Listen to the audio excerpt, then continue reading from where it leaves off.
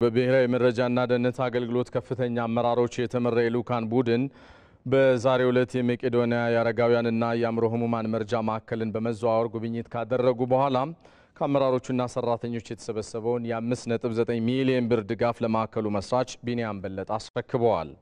የአገልግሎቱ ዳይሬክተር ጀነራል አምባሳደር ሬድዋን ሁሴን ማዕከሉ የያዘው ዓላማ የሚደገፍ ነው ብለዋል። የማዕከሉ መስራች ቢኒያም በለጠ በበኩላቸው ለተደረገው ድጋፍ ምስጋናቸውን አቅርበዋል።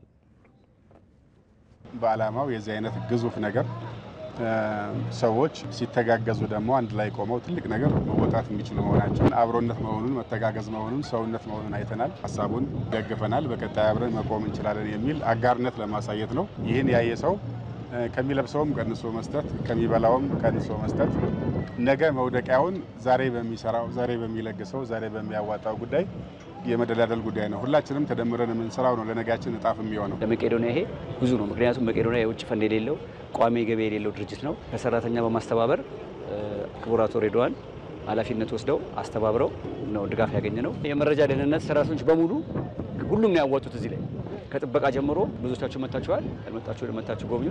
ለተደረገልን ድጋፍ በእውነት እጅግ በጣም እንማመሰግናለን።